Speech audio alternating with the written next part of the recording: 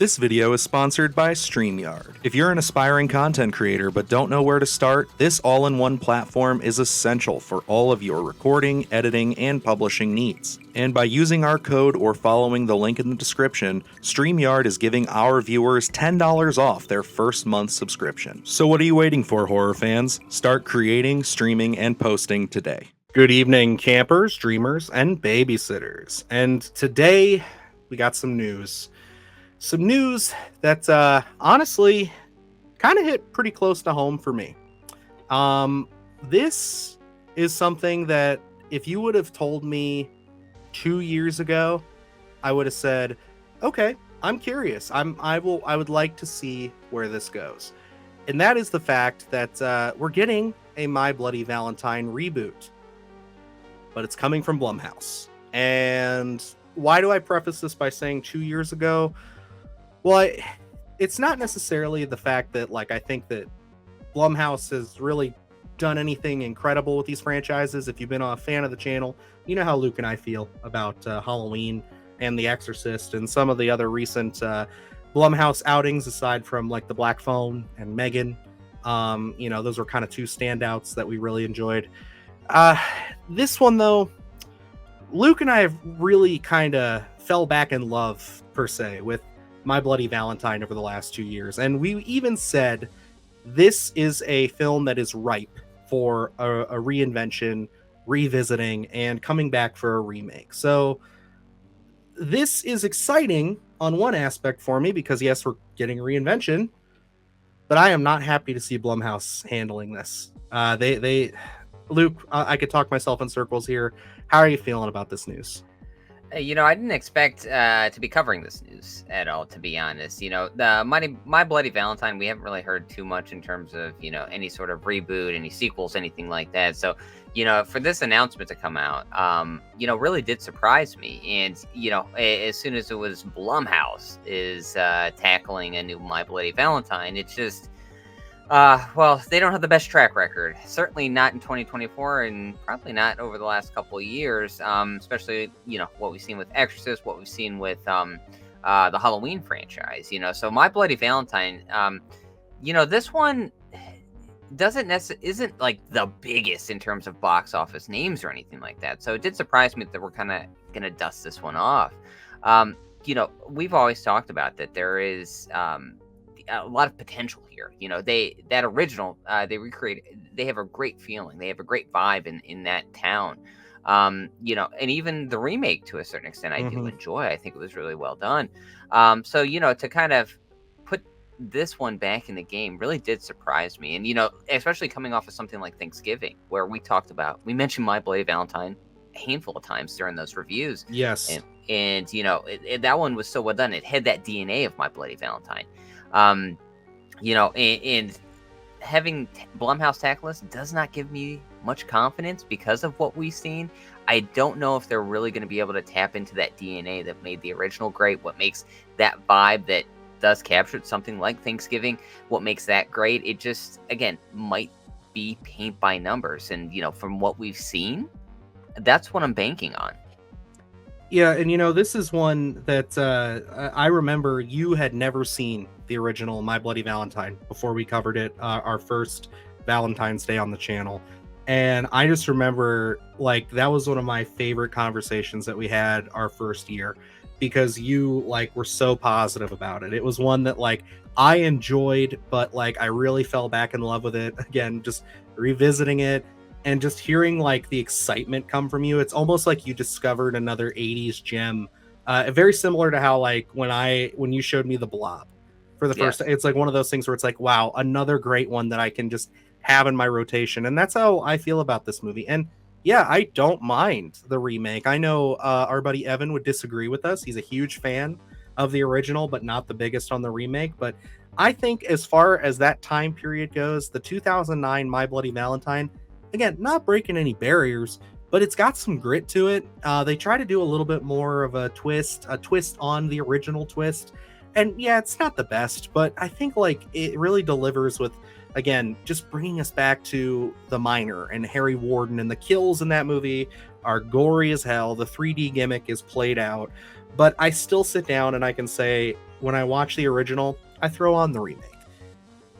This has the potential to be a Black Christmas situation, because let's not forget, Blumhouse did the most recent adaptation of Black Christmas, and I know a lot of people were at the time pretty excited about that, because it was like, okay, the other remake was kind of like, oh, so it had a lot of controversy. A lot of people were like, yeah, some of it's good, some of us hate it, but like that one, when it came out, was universally panned. And I am just so worried that they're going to just go with the same model they did with that. And I know there's a lot of people who said that it was like against men and all kinds of stuff like that. It's not like that I'm worried about. It's just that quality of film is what I'm thinking, where we're just going to slap a couple of actors in there, some no names, some young names, and we're just going to give us a generic paint by number story. And we're not going to really do anything fun with this concept, because I think there is a lot of love that you can still extract from My Bloody Valentine. Yeah, and my fear is that they're going to bank on that name of My Bloody Valentine, and 100%. and I think that has a meaning to horror fans, but not general audiences. I don't think, a lot of people aren't going to remember that 2009 remake. Nevertheless, the 1981 version of it. So when this pops up and says My Bloody Valentine, remake, reimagining, whatever you want to call it, I don't think it's really going to have that name value. And I don't know if they're going to put the love and care that they need to into this film just by their track record alone. There's only a handful of films that Blumhouse has really tackled that, kind of recreate those concepts of something like how you would need that town aspect, that vibe that you need to really sell something like this. Now, we've talked about the Miner itself and, that kind of design and how that's such a great character, and to kind of bring that back. I hope they don't mess with that, just because it is such an iconic character, but I could see them making some maybe offensive tweaks on that, because, just to make it a little more original, and maybe put their own stamp on, which I really hope is not the case, because again, we've talked about how great that design is, and I don't think you need to really modernize that. I think the creepiness, the eeriness is there.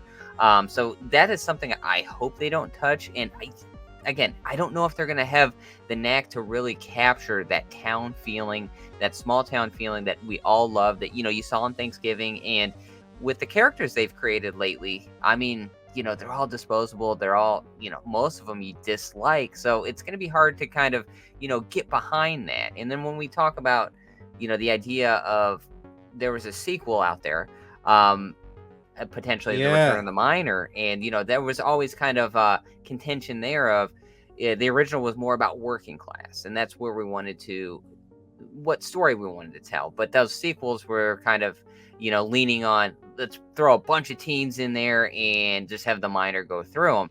Now I could easily see Blumhouse going with that formula and just throwing a bunch of disposable teens in a town and having the Miner just rip through everybody.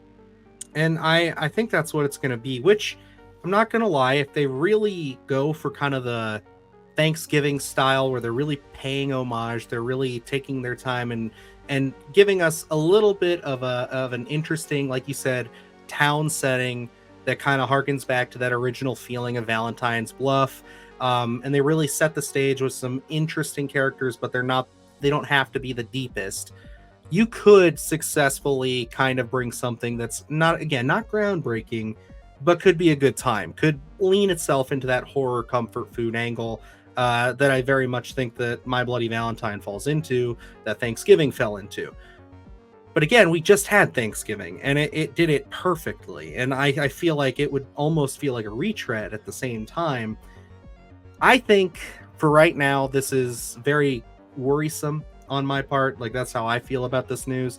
It is going to be something that unfortunately we are going to probably, whether we're excited or not, we're definitely going to go see it and cover it. We're going to cover it extensively because we do love the original so much. And I really wish this would have ended up with maybe like a Shudder or like even like Screambox, like give us an interesting team even on a low budget that can give them the opportunity to have some creativity with it. I just feel like this is going to be so saturated, so washed out by Blumhouse, and it's going to be everything that we've seen them produce the last 2.5 years, where it's like, again, we've had what, 2 films that I can really say were good, and even Megan was just pretty good in my opinion. I know you were much bigger on that film than I was, but compared to what we've got, it's a shining star. The only film that I would say is A1 that they produced in the last couple of years is The Black Phone. And looking at it again, I think this is probably going to be feeling manufactured. It's going to feel real generic. Again, we don't know. This is just an announcement. We don't know if this is a remake, whatever they're going to be doing here. But with their track record, I don't have the highest hopes. I'm going to go in here really hesitant. Even if we do get a trailer that looks great, I'm still going to go in there with those reservations of, hey, this could turn out very badly. And this was, like you said, something that wasn't even on my radar initially a couple years ago. And then when I found it, I fell in love with it. And I really hope that they do something unique with this. I hope, by the time that they're really getting into production here, and we've had things like Imaginary, we've had things like Night Swim, that aren't really doing it at the box office for them, or, in terms of quality, that they decide to kind of re-rack before they really get really deep into My Bloody Valentine and decide, hey, we have to bring quality back to this. We can't just slap the name on, say it's a remake, and hope for the best. So, for this one, I'm going in really hesitant. It is kind of a downer that, Blumhouse got the rights to this and is going to be doing something with the property, because, I think you do need more of a unique voice. You need someone, I think, I'm with you on it. Should have been someone smaller, someone that has that love, someone that understands the DNA of My Bloody Valentine. But yeah, like you said, we'll be there in the theater to check this one out. Nonetheless, it'll be rather intriguing to actually go sit down in the theater in modern times to watch My Bloody Valentine. I know I'm probably not thinking of the proper fit, but do you have anybody in mind who you'd like to see step behind the camera on this one? Is there anybody that you can really put to it? For me, I don't know why I've always felt this way, but when I look at the spectrum of like 80s slashers, I've always felt My Bloody Valentine to be a sort of a splatterfest. For me, just with the especially the uncut version that you really kind of get wild. For me, it shares similar DNA to Terrifier. If we ever got Damien Leone to do My Bloody Valentine, I think that would be the right fit. That is a very fun fan pick. I would totally be behind it. I don't know how realistic it is. Me going for more of the, I guess, grounded, realistic approach here with this, even though I would be 100%. Damien Leone could pick up any slasher franchise right now, and I'd be right behind it. But I think I'm going to say, what about Rob Savage, who just did The Boogeyman? I thought The Boogeyman had a lot of great harkening back to those 80s tones. It was King. If someone who can adapt King really well, I feel like understands the material and will take the time. And he already worked with Blumhouse twice. So yeah, I think that could be an interesting pick. It's got The Boogeyman, at least for me, has a lot of suspense, has that terror to it. So I think that would be an intriguing pick as well. But we'll have to wait and see. I'm curious to see what players they're going to choose for this thing. A lot of questions and a lot of hesitation at this point. Absolutely. It's unfortunate, but yeah, maybe we'll look back on this in a year, and when it finally releases, we don't know when it's coming out, but I assume it won't take long. Yeah, maybe we'll be eating our words. I would gladly. Last time we said this, it was for The Strangers Chapter 1, and we all saw how that turned out. So let's hope. I hope My Bloody Valentine crushes it. I hope that Blumhouse really picks up their act and gets it going with this. But yeah, guys, we got to be honest. This, not just because it's something we really enjoy and is close to our hearts. This is just one that, again, I just wish it was another studio. If this would have been, they're remaking it, they're rebooting it, requelling it, I would have come in here so excited had you named any other studio, honestly. But Blumhouse, it's just, again, saturated, boring. not the energy I'm looking for. So they can only go up from here. So we'll give them the benefit of the doubt there. But other than that, guys, got a lot of great stuff up on the channel. Speaking of Strangers, we did a whole slew of Strangers content last weekend. I know it's been kind of a quiet week on the channel. We have been working on some things behind the scenes, upgrading some stuff, running into some Adobe troubles.